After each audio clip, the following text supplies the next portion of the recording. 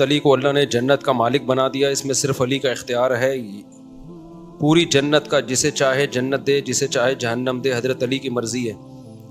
یہ جو چند اسکالرز آتے ہیں نا یوٹیوب پہ یا فیس بک پہ, کسی بھی ایک مسلک کے ایک اسکالر کی مسلک پہ تھوپنا ٹھیک نہیں. اب شیعہ لوگوں کی اسپیچز آ رہی ہوتی ہیں, کوئی کہہ رہا ہے حضرت علی خدا ہیں, کوئی کہہ رہا ہے کیا ہے. تو شیعوں میں 20 قسم کے مسلک ہیں. ایسا نہیں ہے کہ آپ نے ایک اسکالر کو سنا اور اس کا مسلک اٹھا کے آپ نے سب پہ تھوپ دیا. سارے شیعوں کا یہ نہیں ہے کہ حضرت علی خدا ہیں اور حضرت علی جنت کے مالک ہیں. تو اس میں یہ احتیاط کرنی چاہیے, یوں کہنا چاہیے جو یہ بات کر رہا ہے کہ حضرت علی جنت کے مالک ہیں, حضرت علی خدا ہیں, یا جو بھی بعض لوگ ایسی بات, تو وہ اسلام سے خارج ہے. سمجھتے ہو کہ نہیں سمجھتے ہو؟ ابھی میں نے پورا بیان کیا نا کہ اہل حدیث میں اور علماء دیوبند کی بیسک ساری چیزیں ایک ہی ہیں. تو اس پہ بھی لوگ اشکال کر سکتے ہیں کہ فلاں اہل حدیث تو یہ بول رہا تھا اور فلاں دیوبندی عالم تو یہ بول رہا تھا. تو فلاں جو بول رہا تھا وہ اس کی اپنی رائے تھی, فلاں جو بول رہا تھا وہ کیا تھی, اس کی اپنی رائے تھی. آ گئی چائے. دنیا میں ہر سگریٹ کے ڈبے پہ لکھا ہوتا ہے خبردار سگریٹ نوشی صحت کے لیے مضر ہے. لکھا ہوتا ہے کہ نہیں لکھا ہوتا؟ اور یہ اچھا لکھا ہوتا ہے تاکہ بھائی چلو اب ہم پورا روک نہیں سکتے تو کم از کم متنبع تو کر دیں. تو میں جب بھی چائے پیتا ہوں نا میں بتاتا ہوں یہ پینے کی چیز ہے نہیں, یہ پینے کی چیز ہے نہیں, تاکہ جرم کیا ہو جائے, ہلکا ہو جائے. میرے عمل سے لوگ یہ نہ سمجھیں کہ یہ پینے کی چیز ہے. عادت پڑی ہوئی ہے, مجبوری ہے, چھوڑوں گا انشاءاللہ اس آہستہ آہستہ. صحیح ہے نا؟ تو اب وہ کیا ہے کہ کیا بات کر رہا تھا یار؟ ہاں, تو میں یہ بات کر رہا تھا کہ اہل حدیث حضرات کے بھی کچھ پھینکوں, ان میں بھی ہیں کچھ پھینکوں, دیوبندیوں میں بھی ہیں, ہر طرح کے, ہر مارکیٹ میں ہر چیز ملے گی آپ کو. لیکن یہ وہ خوب بات ایک سمجھ لو, دیکھو جو 73 فرقے ہوں گے نا, حدیث میں آتا ہے 73 فرقے میں ایک جنت میں جائے گا, تو وہ ایک کون جائے گا؟ اصل تو یہ چیز ہے نا, اصل کیا ہے کہ ان 73 میں جنت میں کون جائے گا. تو حدیث میں اس فرقے کا نام نہیں بتایا گیا کہ وہ اہل حدیث ہوگا, دیوبندی ہوگا, بریلوی ہوگا, فلانا ہوگا, ڈمکانا ہوگا, شیعہ ہوگا, یہ نہیں بتایا. کیونکہ یہ نام بتاتے نا تو کنفیوژن ابھی جیسے میں نے بیان کیا کم ہونے کے بجائے بڑھ جاتی. ہر فرقہ اپنا وہ نام رکھ لیتا. تو نبی نے علامت بتا دی تاکہ کنفیوژن ہی ختم ہو جائے, ٹھیک ہے, تاکہ کیا ہو جائے, علامت بتا دی, ما انا علیہ واصحابی, جو قرآن کی وہ تشریح کرے گا جس پر میرا عمل ہے اور صحابہ کا عمل ہے. تو اسی وجہ سے جو جنتی فرقہ ہے اس کا اسلاف نے جو نام دیا ہے وہ اہل سنت والجماعت نام دیا ہے اس کو. وہ کیا ہوگا؟ اہل سنت والجماعت. منہ سے بول لینا, جن کی شارٹ فارم ہے سنی. کیا مطلب؟ جو سنت کو بھی فالو کرتا ہو اور صحابہ کی جماعت کو بھی, یعنی صحابہ کے خلاف نہ جائے, وہ صحابہ کے اجماع کے مخالفت نہ کرے, وہ جس چیز پہ صحابہ جمع ہو گئے اس کے اگینسٹ نہ جائے. تو اب مسئلہ یہ ہے کہ یہ عقائد کے اہل سنت والجماعت کے عقیدے کیا ہیں اور قرآن و حدیث سے مستنبط شدہ عقائد کیا ہیں. دیکھو 4 اصول ہیں, جو ان اصولوں کو فالو کرے گا وہ اہل سنت والجماعت میں ہوگا. نمبر 1, قرآن کو حجت مانتا ہو. نمبر 1 کیا ہے؟ اس کی مسئلے جو بھی مسائل قانون سازی ہوگی اس کی بیس کیا ہوگی؟ قرآن مجید. اگر کوئی قرآن کے اگینسٹ چلتا ہے, قرآن نے حضرت عائشہ کی پاک دامنی بیان کی کہ نہیں کی؟ کی ہے نا. قرآن نے کیا کہا؟ نبی کی ازواج کو اہل بیت کہا کہ نہیں کہا؟ میں بول لو نا کیا ہو گیا. اس لیے ہم بھی نبی کی بیویوں کو اہل بیت مانتے ہیں, اہل حدیث بھی نبی کی بیویوں کو اہل بیت میں مانتے ہیں. ہم بھی امی عائشہ کو پاک دامن مانتے ہیں, اہل حدیث بھی امی عائشہ کو پاک دامن, کیونکہ سب کی بیس کیا ہے؟ قرآن. اہل سنت والجماعت میں شامل ہونے کی یہ شرط ہے. دوسرے نمبر پر حدیث کو حجت مانتا ہو. حدیث کو کیا مانتا ہو؟ بولو نا, حجت مانتا ہو. جو حدیث کا انکار کرے گا وہ بھی اہل سنت والجماعت سے خارج. یہ چاروں امام ہیں یا جو معتدل اہل حدیث ہیں, میں معتدل کی بات کر رہا ہوں, ہر فرقے میں معتدل ہی کی بات کر رہا ہوں, ورنہ متشدد تو ہر جگہ ہی ہیں, تو ان کی میں بات ہی نہیں کر رہا. وہ حدیث کو بھی حجت مانتے ہیں. بعض اہل حدیث ہم پہ یہ الزام لگاتے ہیں کہ تم حدیث کو حجت نہیں مانتے, اگر حجت مانتے ہو تو رفع الیدین نہ کرتے تم. تو یہ پرانا سڑا ہوا اشکال ہے, اب اس کو کوئی بھی ویلیو نہیں دیتا. حدیثوں میں کرنے کا بھی ہے اور نہ کرنے کا بھی ہے, سمجھتے ہو. اور اس پہ کئی دفعہ جو چیلنج کرتے ہیں نا بڑے بڑے ہو ہا ہا ہو, جب چیلنج قبول کرو تو مارکیٹ سے, ہم نے تو رفع الیدین کے چیلنج بھی قبول کیے. تو حدیث میں کرنے کا بھی ہے نہ کرنے کا بھی ہے. اور میں بار بار ایک بات کہتا ہوں کہ جو کرنے کی حدیثیں زیادہ کیوں ہیں, وہ اس لیے زیادہ ہیں کہ جو چیز کی جاتی ہے اس کو بیان کیا جاتا ہے, جو نہیں کی جاتی اس کو ہائی لائٹ نہیں کیا جاتا. اگر آپ نبی صلی اللہ علیہ وسلم کی سیرت میں یہ دیکھیں گے کہ آپ نے زیادہ نمازیں یا خاص طور پر آخری نمازیں رفع الیدین کے ساتھ پڑھی ہیں یا رفع الیدین کے بغیر پڑھی ہیں, تو واضح قرائن ہے, اس پر واضح قرائن ہے کہ نبی کی آخری نماز وداؤٹ رفع الیدین تھی. رکوع اور سجدے والا اور رکوع سے اٹھنے والا رفع الیدین اس میں نہیں تھا. اور جو بہت ساری حدیثیں جن میں رفع الیدین آتا ہے, اس کے میں نے ایک جواب تو یہ دیا کہ جب کیا تو اس کو بیان کر دیا, جب نہیں کیا تو اس کو بیان نہیں کیا. آپ کے گھر جب کوئی مہمان آتا ہے, جو کام کر رہا ہوتا ہے وہ بتائے جاتے ہیں, جو نہیں کر رہا ہوتا وہ تھوڑی بتائے جاتے ہیں. تو جب نبی نے رفع الیدین کیا ہی نہیں تو اس کو صحابی نے بیان ہی نہیں کیا. تو عبداللہ بن مسعود نے بیان کر دیا کہ میں تمہیں ایسے نماز پڑھ کے بتاتا ہوں جیسے نبی پڑھتے تھے, تو صرف تکبیر تحریمہ والا رفع الیدین کیا انہوں نے. ترمذی کی صحیح حدیث ہے. اس کو جو خام میں ضعیف قرار دیتے ہیں وہ بالکل جہالت کی بات ہے. امام ترمذی نے جس حدیث کو ضعیف قرار دیا وہ یہ والی نہیں ہے, وہ اس سے پہلے والی ہے. تو ان بیچاروں کو یہ نہیں پتا ہوتا کہ ادھر والی کو کر رہے ہیں کہ ادھر والی کو کر رہے ہیں, کیونکہ انہوں نے اردو ترجمے پڑھے ہوتے ہیں, عربی کا تو ان کو ویسے ہی نہیں پتا ہوتا. امام ترمذی نے عبداللہ بن مبارک کے حوالے سے نقل کیا کہ عبداللہ بن مبارک اس حدیث کو ضعیف قرار دیتے تھے. تو یہ والی کو نہیں قرار دیتے تھے, اس سے پہلے والی کو قرار دیتے تھے. اس کا میں کئی دفعہ بیان کر چکا ہوں.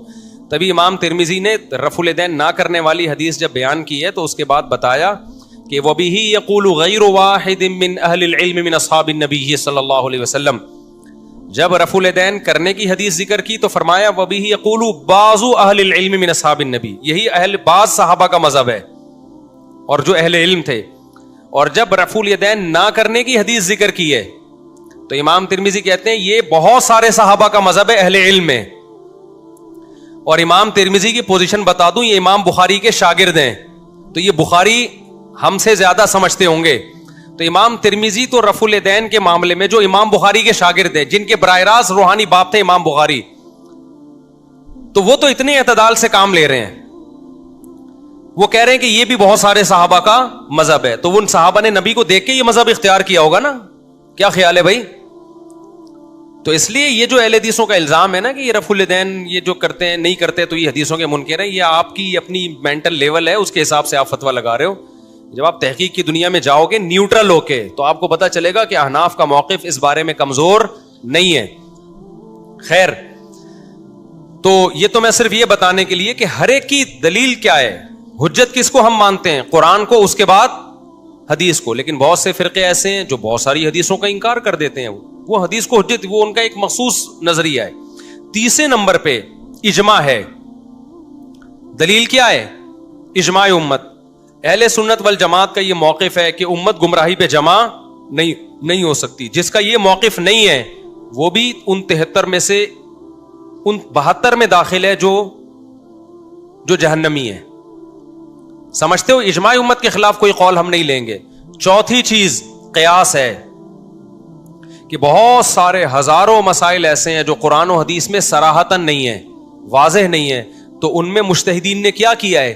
قیاس کیا ہے. اس سے پتہ چلتا ہے کہ ہر مسئلے پر جو آپ سے حدیث مانگتا ہے نا, وہ خود اہل سنت والجماعت سے خارج ہے. سمجھتے ہو کہ نہیں سمجھتے ہو؟ ہر مسئلے پہ جو کہے حدیث پیش, حالانکہ ہر مسئلہ حدیث میں تھوڑی ہے, حدیثیں تو ہزاروں ہیں اور مسائل کیا ہیں؟ لاکھوں ہیں. تو ہر مسئلہ حدیث میں صراحتاً کہاں سے ہوگا میرے بھائی؟ ابے دیکھو, رفع الیدین کرنے کا بھی ہے نہ کرنے کا بھی ہے, لیکن رفع الیدین کی پوزیشن کیا ہے؟ واجب ہے. جو کرنے کو سنت کہتے ہیں وہ واجب ہے, سنت ہے, فرض ہے. یہ حدیث کیا ہے؟ اس سے خاموش ہے. سدہ صحف کی حدیثیں ہمیں ملتی ہیں کہ یہ غلطی ہوئی تو سدہ صحف کیا, لیکن باقی غلطیوں پہ کیا کرنا ہے نماز میں؟ ان میں تو اجتہاد کرنا پڑے گا نا میرے ماموں. اصل میں تھک گیا ہوں سمجھا کے, مجھے ہو گئے 30 سال ایک ہی بات سمجھاتے, کھوپڑی شریف میں آ نہیں رہی ہے. لاکھوں مسائل ایسے ہیں جن کا قرآن و حدیث میں صراحتاً تذکرہ نہیں ملتا, اس میں قیاس کرنا پڑتا ہے, قیاس کرنا پڑتا ہے. تو مجتہدین نے کیا کیا ہے اس میں؟ بولو, قیاس کیا ہے. پھر قیاس کی شرطیں ہیں، ایویں نہیں اٹھ کے جو مرضی جو بھی قیاس کرنا شروع کر دے. تو 4 اصول ہیں اہل سنت والجماعت کے، قرآن، حدیث، اجماع اور قیاس. تو ان 4 اصولوں سے مسائل کا استنباط ہوتا ہے. تو امام طحاوی جو تقریباً 1200-1300 سال پہلے حنفی ایک بہت بڑے محدث گزرے ہیں، انہوں نے اہل سنت والجماعت کے عقائد ایک کتاب میں جمع کیے ہیں جس کو کہا جاتا ہے العقیدۃ الطحاویہ. وہ عقائد پوری دنیا کے علماء جو اہل سنت والجماعت ہیں وہ مانتے ہیں، شیعہ حضرات نہیں مانتے اس کو. تو وہ عقائد جو بھی فالو کرے گا وہ کیا کہلاتا ہے؟ اہل سنت والجماعت. اور کمال کی بات یہ ہے کہ وہ حنفیوں کے مدارس میں نہیں اتنا پڑھایا جاتا ہے جتنا اہل حدیثوں کے مدارس میں پڑھائی جاتی ہے. سمجھتے ہو کہ نہیں سمجھتے؟ انہوں نے اس کو زیادہ پروٹوکول دیا ہے. سعودی عرب کی یونیورسٹی میں پڑھائی جاتی ہے، اس کی بڑی شروحات ہیں. یہ میں آپ کے لیے نا دین کو آسان کر کے پیش کر رہا ہوں، ہلکا کر کے. تو جو بھی ان عقیدوں کو فالو کرے گا جو عقیدہ طحاویہ میں قرآن و سنت سے مستنبط کر کے لکھے ہوئے ہیں، تو وہ کیا کہلاتا ہے؟ اہل سنت والجماعت. اور ہمارا یہ رائے ہے، ہماری یہ تحقیق ہے کہ وہ ان جنتی فرقے میں شامل ہے جس کے بارے میں نبی نے فرمایا کہ 72 جہنمی اور ایک منہ سے پھوٹنے پہ گورنمنٹ نے پابندی تو نہیں لگائی، وہ ایک کیا ہوگا؟ جنتی ہوگا. اس کے عقائد کیا ہیں؟ تمام صحابہ، کسی صحابی کے خلاف زبان درازی نہیں کرنی، تقدیر کا عقیدہ اور آخرت کا عقیدہ اور ختم نبوت کا عقیدہ، یہ ساری چیزیں ملا کے اس میں. ٹھیک ہے نا؟ اب بات سمجھو، اہل حدیث میں جو معتدل ہیں وہ بھی اسی کو مانتے ہیں، جو احناف میں معتدل ہیں وہ بھی اسی کو مانتے ہیں. باقی بعد میں جو اختلافات ہوئے نا، جیسے المحند علی المفند ہے عقیدوں کی کتاب، اہل حدیث کہتے ہیں ہم اس کو نہیں، بہت سے اہل حدیث کہتے ہیں ہم اس کو نہیں مانتے، بہت سے کہتے ہیں ہم اس کو مانتے ہیں. بڑا اختلاف چل رہا ہے کہ یہ متنازع عقیدے ہیں وغیرہ وغیرہ. اس کی پوزیشن سمجھ لو المحند المفند کی، کیونکہ ہمارے یہاں بھی بعض لوگوں نے اس کو بہت غلو کیا ہے. دیکھو قرآن و سنت میں کچھ عقیدے ایسے ہوتے ہیں جن میں اختلاف کی گنجائش نہیں ہوتی. اگر آپ اس میں اختلاف کرو گے تو آپ ان 72 میں داخل ہو جاؤ گے جو کون سے ہیں؟ جہنمی. لیکن کچھ عقیدے ایسے ہیں جو قرآن و سنت نے واضح طور پہ بیان نہیں کیے. ہر عقیدہ بھی بنیادی نہیں ہوتا، کچھ عقیدے بنیادی ہوتے ہیں، کچھ کیا ہوتے ہیں، اس میں آپ کی رائے ہے، آپ یہ رکھ بھی سکتے ہیں اور نہیں بھی رکھ سکتے. تو المحند علی المفند کے کچھ عقیدے ایسے ہیں جو اتفاقی ہیں، ان سے کوئی اختلاف کرے گا تو گمراہ ہوگا. کچھ عقیدے ایسے ہیں جو علماء دیوبند نے دوسری جگہ وضاحت کی، ہماری رائے ہے، اس سے کوئی اختلاف بھی کر سکتا ہے. اور وہ بھی جو علماء دیوبند کی رائے ہے تو اس میں وہ اکیلے نہیں ہیں، وہ بھی 1200 سال پہلے بھی علماء کی رائے تھی، اس کے صدیوں سے چلی آ رہی ہے. ان کے بارے میں یہ کہنا کہ علماء دیوبند نے گڑھ لیا ہے، یہ جھوٹ ہے بہت بڑا. گڑھے ہوئے نہیں ہے، وہ صدیوں سے چلے آ رہے ہیں. ہم جو گئے تھے نا سمجھانے کے لیے المحند المفند کے بارے میں، وہ یہی سمجھانے کے لیے گئے تھے کہ جو آپ الزام لگا رہے ہو نا کہ علماء دیوبند نے گڑھے ہیں، یہ الزام جھوٹا ہے. یہ تو بڑے بڑے محدثین کے عقیدے جو المحند المفند میں لکھے ہوئے ہیں. لیکن پھر بھی ان میں ہر عقیدہ ایسا نہیں ہے جس سے آپ کو اختلاف نہیں کر سکے. علماء نے لکھا ہے مثال کے طور پر نبی کی جسد سے جو مٹی چھوتی ہے وہ عرش سے افضل ہے. علماء دیوبند خود ہی اسی کے قائل ہے کہ اگر کوئی عقیدہ نہیں رکھتا تو نہ رکھے. کوئی کہتا ہے عرش افضل ہے تو بھی ٹھیک ہے، کوئی کہتا ہے مٹی افضل ہے تو بھی ٹھیک ہے. عرش بھی اللہ کی مخلوق ہے، مٹی بھی کیا ہے؟ اللہ کی مخلوق ہے. ایک مخلوق کو دوسری مخلوق پہ فضیلت دو، کوئی اس کو دے رہا ہے. ہاں نبی کو اللہ پہ فضیلت دو گے پھر یہ کیا ہو جائے گا؟ پھر یہ غلط ہو جائے گا. تو اللہ پہ تو کون فضیلت دے رہے بھائی؟ عرش بھی ایک مخلوق ہے جو بعد میں اللہ نے بنائی ہے، قبر کی مٹی بھی ہے. تو مٹی اور عرش کا ٹکراؤ ہو رہا ہے، اس میں آپ کسی کو بھی افضل قرار دے سکتے ہیں. علماء دیوبند کا عقیدہ یہ کہ مٹی افضل ہے، اور یہ عقیدہ اس لیے کہ قاضی عیاض نے جو 1200-1300 سال پہلے گزرے ہیں، مجھے اسپیسیفک ان کی ڈیٹ میں ہو سکتا ہے غلطی ہو جائے، یعنی 1000 سال سے تو زیادہ ہو گیا، انہوں نے اجماع نقل کیا ہے. بھائی اس پر تو پوری امت کا اجماع ہے کہ قبر کی مٹی عرش سے کیا ہے؟ افضل ہے. تو علماء دیوبند نے وہ عقیدہ لے لیا جو جمہور کا عقیدہ ہے. اجماع نہ بھی مانو تو جمہور کا تو بن ہی گیا نا. تو صدیوں سے علماء اسی کا، عرب بھی اسی کے قائل ہیں. کویت کا جو مجمع الفقہ الاسلامی ہے، مجمع الکویت الاسلامیہ، تو وہ جو ہے کویت کا جو ایک فقہ کی اکیڈمی ہے، ان کے علماء، ان کا بھی یہی عقیدہ ہے. تو یہ علماء دیوبند کا گڑھا ہوا نہیں ہے. بعض لوگ کہتے ہیں یہ علماء دیوبند نے گڑھ لیا ہے. علماء آپ پوری دنیا میں سروے کرو گے تو سب کا یہی ملے گا آپ کو، سوائے چند ایک کے. لیکن جو چند ایک اس عقیدے کو غلط مانتے ہیں وہ بھی ان علماء کو غلط نہیں مانتے جو اس عقیدے کو صحیح مانتے ہیں. یہ صرف پاکستان میں 2-4 اسکالر ایسے پیدا ہوئے ہیں جنہوں نے ان عقیدوں کی بیس پہ علماء دیوبند کو گمراہ قرار دینا شروع کر دیا، حالانکہ ان کو یہ نہیں پتا کہ کہ اگر آپ علماء دیوبند کو گمراہ قرار دیتے ہو تو پھر آپ کو بڑے بڑے محدثین پہ بھی یہ فتویٰ لگانا پڑے گا. لیکن وہ اتنے ڈھیٹ ہیں خاندانی کہ ان کو جب یہ بتایا بھی جاتا ہے کہ یہ تو فلاں کا بھی عقیدہ ہے, فلاں محدث کا بھی عقیدہ ہے, تو وہ ایسے ٹیپ لگا کے بیٹھتے ہیں, پھر اگلا کلپ ریکارڈ کروا رہے ہوتے ہیں کہ علماء دیوبند گمراہ ہیں, دیکھو ان کا یہ عقیدہ ہے. صحیح ہے نا؟ تو ڈھیٹ بنے گے پھر کوئی انتہا نہیں ہے. اسی طرح علماء دیوبند کا جو یہ عقیدہ ہے قبروں سے فیض حاصل کرنا, اس پہ فوراً شور مچایا جاتا ہے یہ تو شرک ہے. علماء دیوبند نے اس کے بعد لکھا ہے کہ وہ طریقے سے فیض جو عوام میں رائج ہے وہ حرام ہے. آپ وہ طریقے کا فیض علماء کی طرف منسوب کر رہے ہو جو پبلک میں رائج ہے, وہ والا فیض منسوب کر رہے ہو نا. قبروں سے جا کے مدد مانگنا, اس کو تو لکھ رہے ہیں کہ وہ اس کو ہم جائز نہیں سمجھتے. تو اس سے صاف پتہ چلتا ہے کہ پھر آپ علماء دیوبند سے ہی پوچھیں گے جناب کون سا والا فیض پھر جائز ہے, تو ہم بیٹھے ہوئے بتانے کے لیے. مطلق فیض کا انکار کسی نے بھی نہیں کیا. دیکھو حضرت عمر رضی اللہ تعالیٰ عنہ نے وصیت کی کہ مجھے کہاں دفنایا جائے؟ قبر کے پاس. کیوں؟ تاکہ اللہ کی جو رحمت پیغمبر کی قبر پہ آتی ہے وہ رحمت اس کا کچھ حصہ مجھے بھی ملے. تو یہ بھی تو فیض ہے نا قبر سے. لوگ کہتے ہیں نا بھائی بزرگوں کا فیض ہے کہ آج میں یہاں پہنچا ہوا ہوں. اس کے ایک غلط مطلب ہے, ایک صحیح مطلب ہے. غلط مطلب یہ کہ ان بزرگ نے پتہ نہیں کچھ کیا ٹیکنیکل کام کیا جس کی وجہ سے میری بگڑی پار ہو گئی. یہ 100% حرام عقیدہ ہے. اور ایک ہے میں حضرت کے پاس بیٹھتا تھا تو اللہ کی خصوصی برکتیں ہوئیں, اللہ نے اس کی برکت سے کیا کیا, کام کس نے کیا ہے؟ اللہ نے کیا. بزرگوں کی صحبت کے فائدے ہوتے ہیں نا, اسی فائدوں کو فیض سے تعبیر کر رہا ہے. وہ کہتے ہیں نا یہ تو بھائی آپ کا فیض ہے کہ جب آپ لوگ مجھے کہہ رہے ہوتے ہیں آپ کا فیض ہے کہ میں نے داڑھی رکھ لی. اب آپ کو یہ شرک ہے جی مفتی صاحب کا فیض کہاں سے ہو گیا؟ بھائی بیان سن کے داڑھی رکھی ہے. تو قبر جو ہے نا نیک لوگوں کی قبر کے حدیث میں آتا ہے حضرت موسیٰ علیہ السلام کو جب پتا چلا نا میری موت کا وقت آ گیا تو آپ نے کہا کہ مجھے بیت المقدس کے قریب لے جاؤ, میں وہاں دفن ہونا چاہتا ہوں. تو مسجد کا فیض حاصل کرنا چاہتے کہ نہیں چاہتے تھے؟ تو جگہوں کے بھی فیض ہوتے ہیں, وقتوں کے بھی. رمضان کا الگ فیض ہے, وقت کا فیض ہوتا ہے, جگہوں کے فیض ہیں. لوگ کیوں مدینہ میں دفن ہونا چاہتے ہیں؟ تاکہ مدینہ کا ان کو فیض ملے. اسی طرح کسی نیک آدمی کی قبر کے قریب دفن ہونا یہ بھی کیا اس قبر کا کیا ہے, اس کا فیض حاصل کرنا چاہتا ہے کہ بھائی شاید اللہ تعالیٰ میرے اوپر رحم کرے کہ بھائی اس کے پڑوس میں دفن ہوں. تبھی تو حضرت عمر نے کہا کہ مجھے نبی کے قریب دفن کیا جائے. لوگ جنت البقیع میں دفن ہونے کی کوشش کرتے ہیں.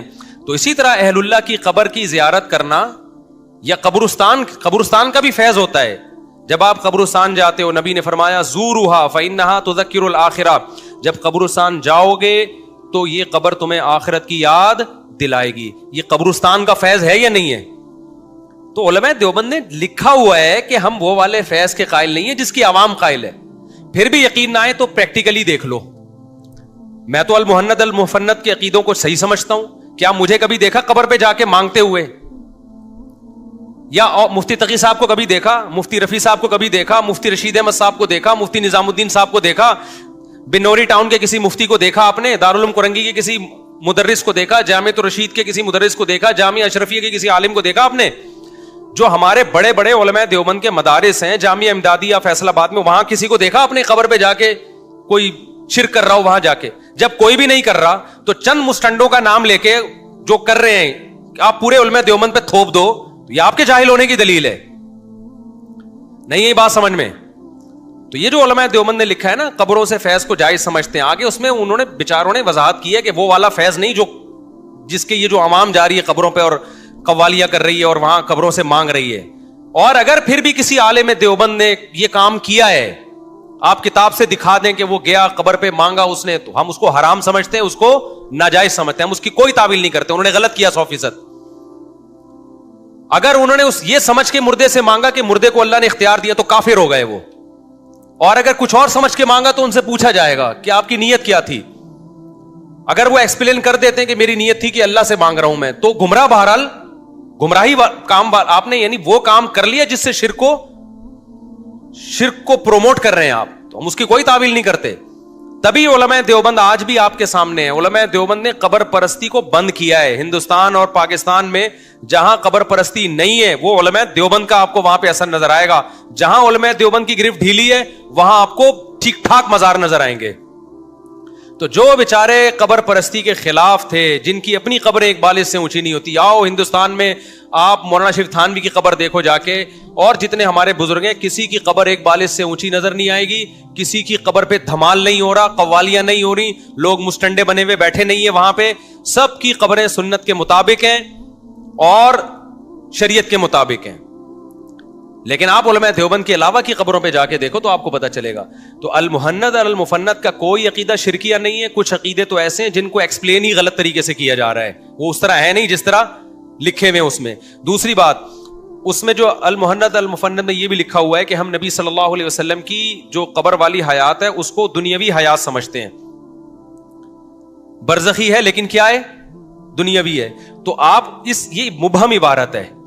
آپ علماء دیوبند سے اس کا مطلب پوچھیں، حضرت یہ مبہم دنیاوی بھی ہے اور برزخی بھی مان رہے ہو، تو برزخی ہے تو دنیاوی نہیں ہوتی، دنیاوی ہے تو برزخی نہیں ہوتی. اب جو شر پسند لوگ ہیں انہوں نے کیا کیا، انہوں نے کہا دیکھو یہ دنیاوی حیات کے ساتھ قبر میں زندگی کے قائل ہیں، تو یہ تو گمراہانہ عقیدہ ہے. جب آپ علماء دیوبند سے پوچھتے ہیں تو جتنے بھی بڑے بڑے علماء دیوبند ہیں، مفتی محمد شفیع صاحب رحمۃ اللہ علیہ اور جتنے ہمارے اکابر گزرے ہیں، وہ سب اس کو ایکسپلین کرتے ہیں کہ اصل میں برزخی ہے، دنیاوی سے تشبیہ دی گئی ہے، دنیاوی کی طرح ہے. جب طرح مان لیا، جب آپ کہتے ہو زید شیر کی طرح ہے، اس کا مطلب وہ شیر نہیں ہے. تشبیہ جبھی دی جاتی ہے جب آپ یہ مان لیتے ہو کہ وہ ہے نہیں. تو علماء دیوبند اس کے قائل ہیں نبی صلی اللہ علیہ وسلم برزخی حیات کے ساتھ زندہ ہیں، دنیاوی کی سے تشبیہ دی گئی ہے. اب تشبیہ جب بھی کسی کو کسی چیز سے دی جاتی ہے تو پوچھا جاتا ہے کہ آپ کس چیز میں تشبیہ دے رہے ہیں. جب تک اس کی ایکسپلینیشن سامنے نہ آئے آپ اس پہ فتویٰ نہیں لگاتے. مثال کے طور پر میں نے کہا زید شیر کی طرح ہے، آپ نے فوراً ایک یوٹیوب پہ کلپ بنایا، ابے انہوں نے کہہ دیا زید کی دم ہے. میں کہہ رہا ہوں میں نے تو نہیں کہا زید کی دم ہے، آپ کہہ رہے، آپ نے فوراً فتنہ کر دیا کہ آپ نے خود نہیں کہا زید شیر کی طرح ہے اور شیر کی دم ہوتی ہے، اس کا مطلب آپ زید کی بھی دم کے قائل ہو. پھر آپ نے کہا ابے اس نے زید کی گستاخی کی ہے، اس نے زید کو کہا یہ درندہ ہے. یہ کیا ہے؟ درندہ ہے. یوٹیوب پہ آپ نے کلپ بنا بنا کے نا، اور آپ کے بے وقوف اور جاہل قسم کے فالوورز تھے، وہ بھی زندہ باد زندہ باد، اور وہ بھی آ گئے نا سارے. چونکہ ایک ہی جیسے لوگ، جب آپ گندگی کہیں ہوتی ہے تو سارا گند وہاں پر اکٹھا ہو جاتا ہے. تو میں کہہ رہا ہوں بھائی زید شیر کی طرح ہے، میرا عقیدہ ہے یہ زید شیر کی طرح. ابے زید کو بھیڑیا کی طرح درندہ مان لیا اس کو، جیسے شیر چیر پھاڑ کرتا ہے زید بھی درندہ ہے. کوئی عقل مند اٹھا، اس نے کہا یار مفتی صاحب سے پوچھو کہ مفتی صاحب کا مطلب کیا ہے زید شیر کی طرح ہے. تو میں کہوں گا بھائی بہادری میں کس سے تشبیہ دی جا رہی ہے؟ شیر سے. آپ کہیں گے آپ نے تو کمال کر دیا، آپ نے تو زید کی عظمت کو اور زیادہ بڑھا دیا. تو تشبیہ وجہ شبہ دیکھی جاتی ہے کہ کس چیز میں تشبیہ دی جا رہی ہے. تو علماء دیوبند نے جو نبی صلی اللہ علیہ وسلم کی برزخی حیات کو دنیاوی حیات سے تشبیہ دی ہے تو وہ تشبیہ ہے اس معنی میں کہ وہ بہت طاقتور ہے. اس طاقت اور پاور کو ایکسپلین کرنے کے لیے کس سے تشبیہ دی جا رہی ہے؟ کیونکہ قرآن نے کہا ہے کہ شہداء زندہ ہوتے ہیں. دیکھو ہر شخص کو قبر میں ایک خاص نوعیت کی زندگی ملتی ہے، یہ ہمیں قرآن و سنت سے پتہ چلتا ہے. حتیٰ کہ کافر کو بھی خاص نوعیت کی زندگی ملتی ہے جس کی وجہ سے اس کو قبر کا عذاب اور ثواب محسوس ہوتا ہے. لیکن قرآن کہتا ہے شہداء زندہ ہیں. کافر کے لیے قرآن نے یہ لفظ استعمال بولو نا نہیں کیا. اس سے پتہ چلتا ہے کہ بھئی شہداء کو کچھ زیادہ پاورفل حیات ملتی ہے. کیا خیال ہے؟ نیک لوگوں کو یا عام مسلمانوں کو کافروں سے زیادہ پاورفل حیات، اور شہداء کو عام مسلمانوں سے زیادہ پاورفل حیات، اور پیغمبر کا درجہ شہداء سے کم ہے یا زیادہ ہے؟ تو اس سے پتہ چلتا ہے پیغمبروں کو اور بھی زیادہ پاورفل حیات ملتی ہے. تو وہ اس کی طاقت اور قوت کو بیان کرنے کے لیے کہا کہ وہ کیا ہے؟ دنیاوی کی طرح ہے. تبھی ترجمے میں طرح لکھا ہوا ہے. یہ ہرگز مطلب نہیں ہے کہ عین دنیاوی ہے، کیونکہ علماء دیوبند کا عقیدہ ہے نبی صلی اللہ علیہ وسلم کی پر موت واقع ہوئی ہے، آپ کا جو ہے وہ آپ کی جو ازواج تھی انہوں نے عدت گزاری ہے، اس عدت کے دوران انہوں نے زینت اختیار نہیں کی ہے. آپ کی ازواج پر آپ کے بعد نکاح کو حرام قرار دیا گیا اس لیے کہ آپ کی موت کو مانا گیا نا. انکا میتون وانہم میتون، اے نبی آپ نے بھی مرنا ہے، انہوں نے بھی مرنا ہے. اتنی ساری نصوص کا تو میں سمجھتا ہوں ٹماٹر والا انکار نہیں کر سکتا. علماء دیوبند کہاں سے انکار کریں گے؟ اور اگر اتنے بڑے بے وقوف ہیں نا علماء دیوبند کہ اتنی قرآن و سنت کی واضح نصوص جس میں آ رہا ہے نبی آپ نے بھی مرنا ہے، انہوں نے بھی مرنا ہے، نبی کی بیویاں عدت بھی گزار رہی ہیں، اور اتنی واضح نصوص کہ حضرت عمر حضرت ابوبکر خطبہ دے رہے ہیں بخاری میں کہ من کان منکم یعبد محمدن فإن محمدن قد مات، کہ لوگوں تم میں جو سمجھتا ہے کہ جو اللہ کے نبی کی عبادت کرتا تھا تو نبی پر موت واقع ہو گئی ہے، اگر ان تمام نصوص کا علماء دیوبند انکار کر رہے ہیں تو پھر یہ منافقت ہے ان کو مسلمان کہنا. یہ کیا ہے؟ یہ منافقت. پھر آپ بولو یہ کافر ہیں، کیونکہ میں سمجھتا ہوں جو نبی صلی اللہ علیہ وسلم کی موت کا انکار کرے گا وہ اسلام سے خارج ہے، کیونکہ وہ قرآن کا بھی انکار کر رہا ہے، بخاری مسلم کی واضح حدیثوں کا بھی انکار کر رہا ہے. پھر آپ یہ ڈرامے بازی نہ کرو کہ ہم کسی کو کافر نہیں کہتے. کیوں نہیں کہتے بھائی؟ قادیانیوں کو آپ ختم نبوت کی وجہ سے کافر کہتے ہو، انہوں نے ایک آیت کا انکار کیا نا، خاتم النبیین کا، تو علماء دیوبند تو پھر اتنی ساری آیتوں کے منکر ہیں. اسی طرح جو لوگ یہ کہتے ہیں، یہ بہت ہمارے خلاف کلپ بنے کہ مولانا تھانوی نے اپنے نام کا کلمہ پڑھایا ہے. میں کہتا ہوں اگر پڑھایا ہے تو پھر 2 نمبر ہی چھوڑ دو بھائی، آپ پھر وہ کافر ہیں. اگر مولانا شرف علی تھانوی نے اپنے نام کا کلمہ پڑھایا ہے تو پھر وہ کیا ہیں بھائی؟ مرزا غلام احمد نے اپنے نام کا کلمہ پڑھایا تو وہ بھی، اس کے فالوورز بھی کیا ہو گئے؟ کافر ہو گئے نا. تو مولانا شرف علی تھانوی نے اگر اشرف علی رسول اللہ پڑھوایا، ہم تو کہہ رہے ہیں نہیں پڑھوایا، جھوٹا الزام ہے، ہم نے تو اس کو ایکسپلین بھی کیا ہے، جھوٹ بول رہے ہیں یہ لوگ. اگر پڑھوایا ہے تو پھر مولانا تھانوی رحمۃ اللہ علیہ مسلمان نہیں تھے، اور اس کلمہ پڑھوانے کے باوجود بھی اگر میں مولانا تھانوی کو مسلمان مان رہا ہوں، اللہ کا ولی مان رہا ہوں، صرف مسلمان بھی نہیں، میں تو ولی اللہ مانتا ہوں، تو میں بھی کیا ہوں؟ پھر آپ یہ تکلف نہ کرو کہ یہ مسلم ہے، ان کے پیچھے نماز میں، ہم سب کے پیچھے نماز پڑھتے. کافر قادیانی کے پیچھے نماز نہیں ہوتی. قادیانی ختم نبوت کا منکر ہے، پھر اشرف علی تھانوی رحمۃ اللہ علیہ کا ختم نبوت کے منکر ہیں، پھر جو علماء ان کو مانتے ہیں وہ بھی ختم نبوت کے منکر ہیں. پھر یہ 2 نمبری اور یہ ڈرامے بازی نہیں کرو آپ لوگ. جو بھی اسکالر ہے، میں کسی خاص اسکالر کی بات نہیں کر رہا، آئندہ جو بھی یہ کہے نا کہ اشرف علی تھانوی نے اپنے نام کا کلمہ پڑھوایا ہے، آپ بولو یار پڑھوایا تو پھر کافر ہو گئے نا وہ. آپ کافر کیوں نہیں بولتے؟ پھر وہ جواب میں کہ ہم کسی کو کافر نہیں بولتے، تو آپ کہ پھر قادیانی کو کیوں بولتے ہو؟ تو وہ جواب میں کہیں کہ اگر ہم اس لیے بولتے ہیں کہ ان کو پاکستانی آئین نے کافر قرار دیا ہے، اس کا مطلب جب تک پاکستانی عدالت نے ان کو کافر قرار نہیں دیا تھا تو پھر قادیانی مسلمان تھے آپ کی نظر میں؟ تو ٹوپی ڈرامے ہیں، باطل کہیں بھی ایک جگہ ٹکتا نہیں ہے، خوب سمجھ لو، کلابازیاں کھاتا ہے وہ. اب ایک کھوبڑی شریف میں بات آ رہی ہے کہ نہیں آ رہی ہے؟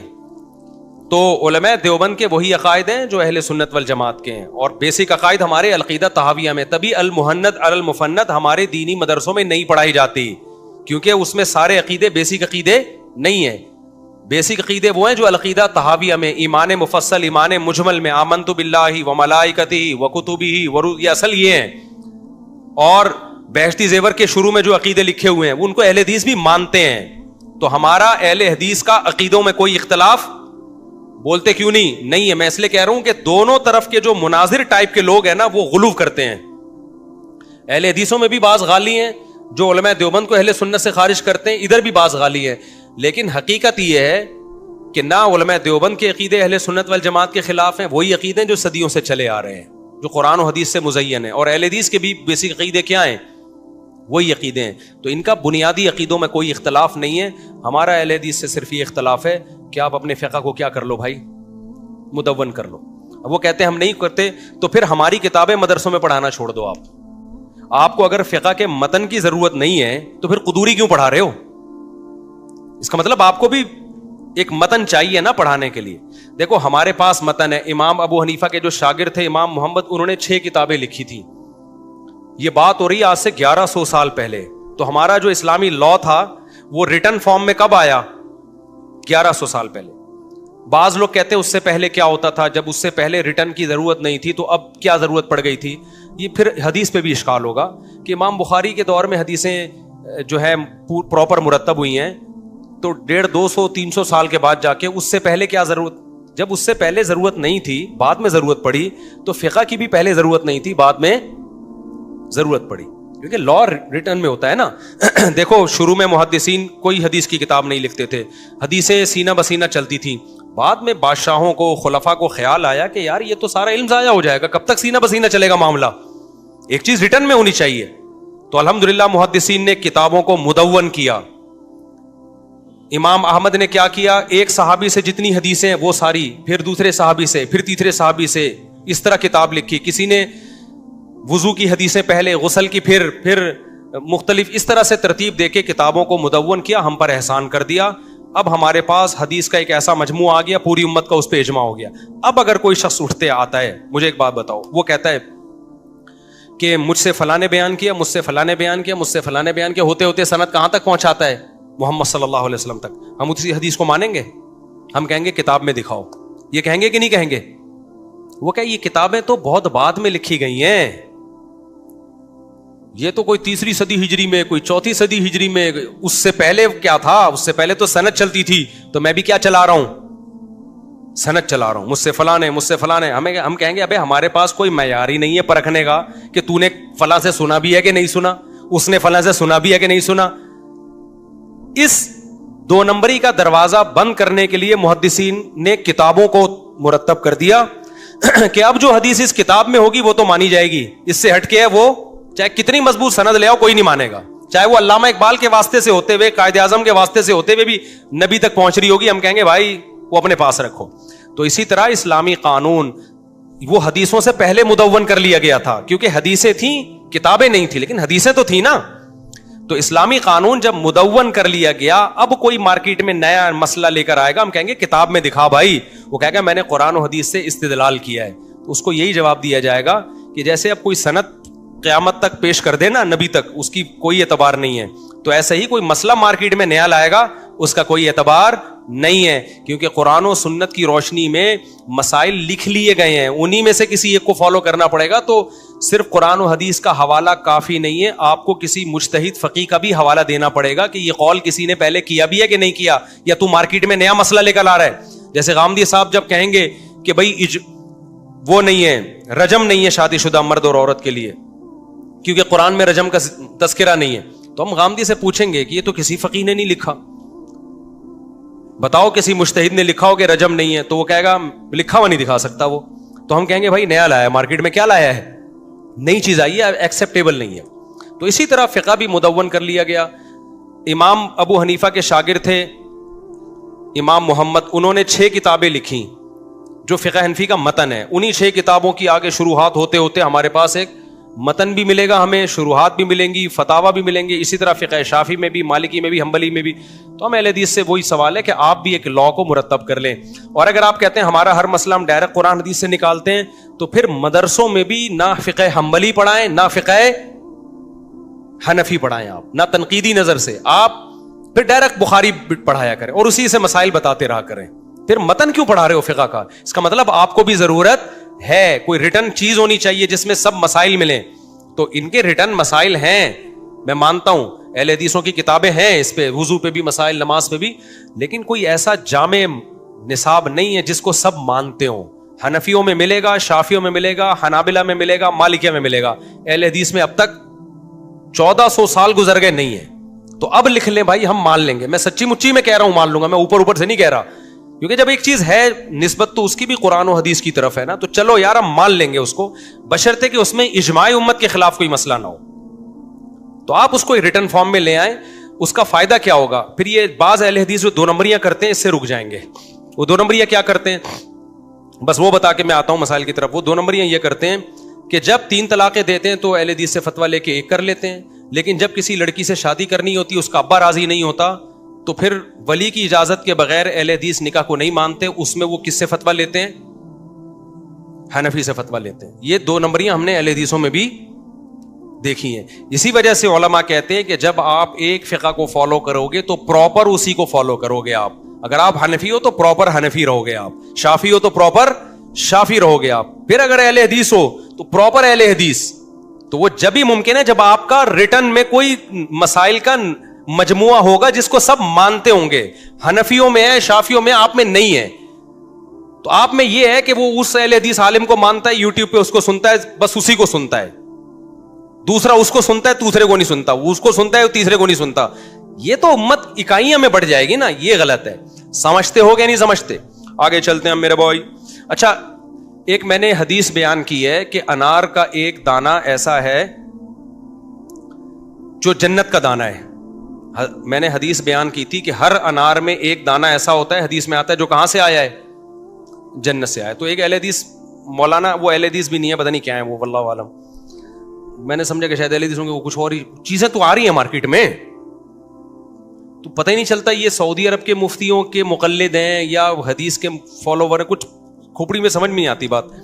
خیر وہ جو بھی ہے ہم سے اچھے ہی ہوں گے, میرا مقصد ان کی برائی نہیں ہے. انہوں نے پورا 20 منٹ کا کلپ بنایا یا 15 منٹ کا میرے خلاف کہ اس نے یہ حدیث بیان کی ہے, یہ صحیح حدیث نہیں ہے, یہ موضوع حدیث ہے, اس میں تو سعودیوں کے مفتیوں کا بھی یہی فتویٰ ہے, اور اللہ بھلا کرے علماء دیوبند کا بھی یہی فتویٰ ہے کہ یہ انار کے اندر جو ایک دانہ ہے وہ جنت کا دانہ, یہ حدیث موضوع ہے, من گڑا تھا پورا 10-15 منٹ کا. تو میں نے سنا وہ کل بیٹھ کے, اسٹائل ان کا صحیح ہی تھا, لیکن 10-15 منٹ ایک بات کو طول دیا. میں نے کہا یار اتنا کرنے کی کیا ضرورت تھی, مجھے کہیں سے میسج بھجوا دیتے مفتی صاحب یہ حدیث ضعیف ہے, میں تحقیق کر کے رجوع کا اعلان کر دیتا.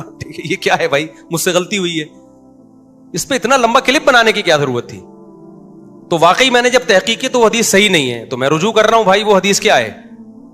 میں نے دور حدیث میں وہ حدیث پڑھی تھی, اس وقت مجھے تحقیق کا موقع نہیں ملا تھا. اب چونکہ وہ کوئی شرعی مسائل سے تعلق بھی نہیں ہے نا, اس کا شرعی مسئلہ جب بیان کیا جاتا ہے اس میں تو بہت تحقیق کر کے حدیثیں دیکھی جاتی ہیں. ایک انار سے متعلق ایک فضیلت کی حدیث مجھے یاد تھی, اور میں اس کا اہتمام کرتا ہوں کوئی ضعیف حدیث فضائل میں بھی میں لوگوں کو نہ سناؤں. آپ نے میرے بیانات میں بہت کم ہے کہ کوئی ایسی حدیث میں نے سنائی ہو جو ضعیف ہے.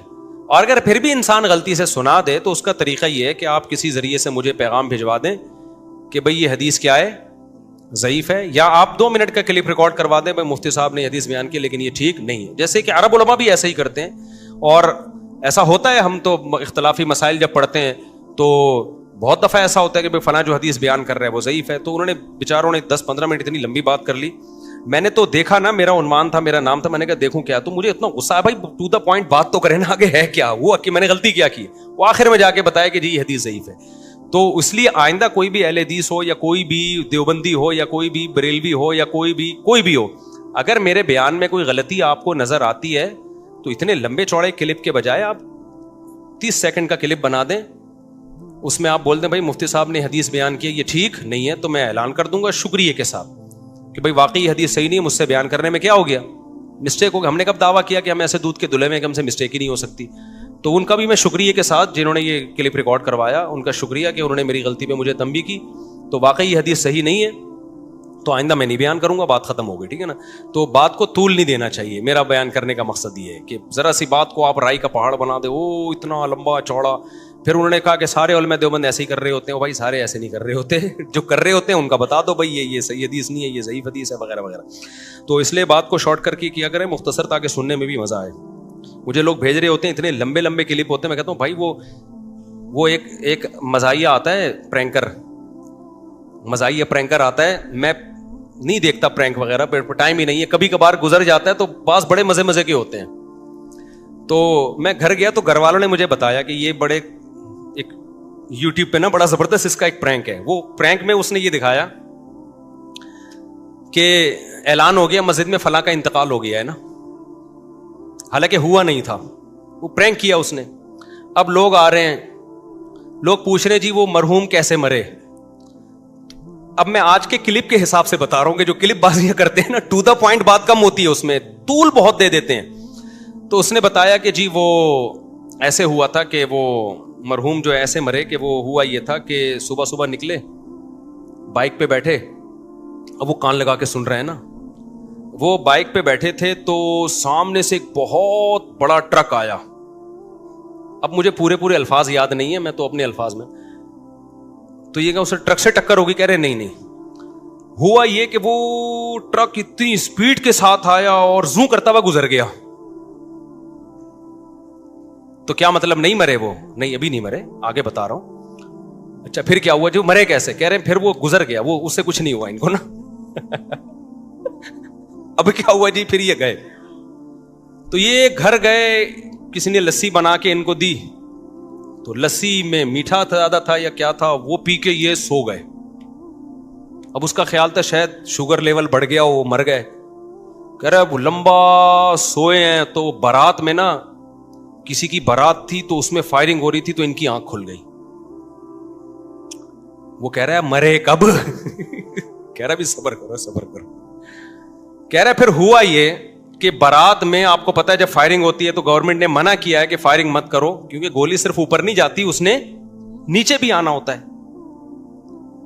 تو اب وہ سمجھا کہ شاید گولی اوپر جا کے اس کی کھوپڑی میں آگے لگی ہوگی مرحوم کے. تو کہہ رہے ہوا یہ کہ وہ جب بارات میں وہ نیند آئی بھی تھی, لسی پی کے اٹھے, شادی میں تیار ہو کے گئے, فائرنگ ہوئی, گولیاں اوپر بھی جاتی ہیں نیچے بھی آتی ہیں. وہ کہہ رہے ہیں ہاں ایسا تو ہوتا ہے, تو گولیاں اوپر بھی آئیں نیچے بھی آئیں, وہ یہ غلط ہے, نہیں ہونا چاہیے ایسے, فائرنگ نہیں ہونی چاہیے, اس سے لوگوں کے مرنے کا خطرہ ہوتا ہے. تو کہہ رہے وہ مر گئے, کہہ رہے نہیں وہ مرے نہیں, کھانا کھا کے واپس آ گئے. سمجھ رہے ہو, اگلے کو اتنا زج کرو نا کہ وہ اٹھا کے اس کو مار دے سامنے والے کو. اچھا پھر دکھایا کہ اگلا بندہ آیا نا, اگلا بندہ آیا مرحوم کے یہاں تعزیت کے لیے جب آیا نا, تو اس اگلے بندے نے ان سے لواحقین سے پوچھا بھائی کیسے مرے, تو اس نے کہا وہ صبح نکلے تھے موٹر سائیکل پہ. دوسرے نے کہا میں بتا دیتا ہوں, صبح نکلے, ٹرک آیا گزر گیا, نہیں مرے, اس کے بعد لسی پی, اٹھے, نہیں مرے, بارات میں گئے, نہیں مرے. یہاں تک تو پتا ہے, آگے بتا کیا ہوا, یہاں تک میں نے اس کو بتا دیا. تو بعض اسکالر کیا کرتے ہیں کہ ٹو دا پوائنٹ جو بات ہے, بھائی ہم نے کوئی حدیث ضعیف سنائی ہے, آپ بتا دو یہ حدیث کیا ہے, ضعیف ہے, اللہ کی قسم میں مان لوں گا, میں فوراً اعلان کر دوں گا, مجھے کوئی رجوع میں, مجھے تو شکریہ یار, آپ نے مجھے زیادہ گمراہی سے بچا لیا, بڑی گمراہی سے آپ نے مجھے بچا لیا نا, کہ یار میرا تو مذاق اڑتا نا, آپ نے تو میری بے عزتی سے مجھے بچا لیا, میرا تو شکریہ بنتا ہے. آگے وہ بیان اتنے لوگوں تک جاتا, لوگ کہتے ہیں یار مولوی صاحب اتنی بڑے پھینکو, اتنی من گڑت حدیث سنا رہے ہیں اور اتنی ڈھٹائی کے ساتھ سنا رہے ہیں. میں نے ایک غلط بیان کر دیا تھا کہ نبی صلی اللہ علیہ وسلم نے کلیجی نہیں کھائی, وہ بالکل غلط تھا, حالانکہ نبی سے کلیجی کھانا ثابت ہے. میں نے ہر جگہ سے بیان ہٹوایا, مجھے کسی نے بتایا بھائی آپ نے کیا کہہ دیا, کلیجی کھانا تو ثابت ہے, میں نے ہر جگہ سے بیان ہٹوایا, پھر بھی وہ ملینز میں چلا گیا. اب اس میں کس کی بے عزتی ہو رہی ہے؟ ابھی اتوار کے بیان میں فلا صدق ولا صلی, اب بیان میں انسان ترجمے کو کم فوکس کرتا ہے نا عوام پہ, تو صدقے میں میرا دماغ صدقے کی طرف چلا گیا. میں نے کہا کافر نے نہ صدقہ دیا نہ نماز پڑھی. بعد میں جب میرا بیان یوٹیوب پہ گیا ہے تو میں نے کہا فلا صدقہ کا معنی تو تصدیق کرنا ہوتا ہے, صدقہ تو ہوتا ہی نہیں ہے. کتنی بڑا بلنڈر ہوا مجھ سے, صدقہ یصدق تصدیقاً ہے نا, یہ تو وہ گرامر ہے جو ہم بچوں کو 2 3 6 سال ہم نے پڑھائی ہے. تو میں نے کہا کتنا برا امیج جائے گا یار, فلا صدقہ کا ترجمہ میں کر رہا ہوں, صدقہ نہیں کیا. تو میں نے فوراً وہ احمد بھائی کو فون کیا, بھائی یہ ہٹا یار, یہ تو میری ٹھیک ٹھاک بے عزتی ہو رہی ہے کہ صدقہ کا میں نے ترجمہ غلط کر دیا, تو ہٹاؤ بھائی. اب ایسے موقع پہ اگر کوئی فوراً مجھے فون کر کے کہتے کہ مفتی صاحب صدقہ کا ترجمہ میں آپ سے کیا ہو گئی ہے, غلطی ہو گئی, وہ صدقہ نہیں ہے, وہ صدقہ ہے. ویسے بھی صدقہ کا وہ صدقہ بنتا ہی نہیں ہے نا, تصدیق سے, وہ تو واضح, تو میرے پر احسان ہوتا نا. تو یہ مسٹیک ہر آدمی سے زبان کی مسٹیک ہوتی ہے, اس کا طریقہ یہ کہ بھائی آپ اس کو تمیز سے بتا دیں, پھر بھی رجوع نہ کرے, پھر آپ بولو یار بڑا بدتمیز آدمی ہے, ڈھیٹ آدمی ہے, اس کو بتایا بھی ہے پھر بھی رجوع نہیں کر رہا, یا تو ایکسپلین کرے, رجوع پھر بھی نہیں کر رہا. تو کہیں بھی ایسی بات ہو ٹو دا پوائنٹ, اختلاف کو اتنی ہوا نہیں دینی چاہیے. سمجھتے ہو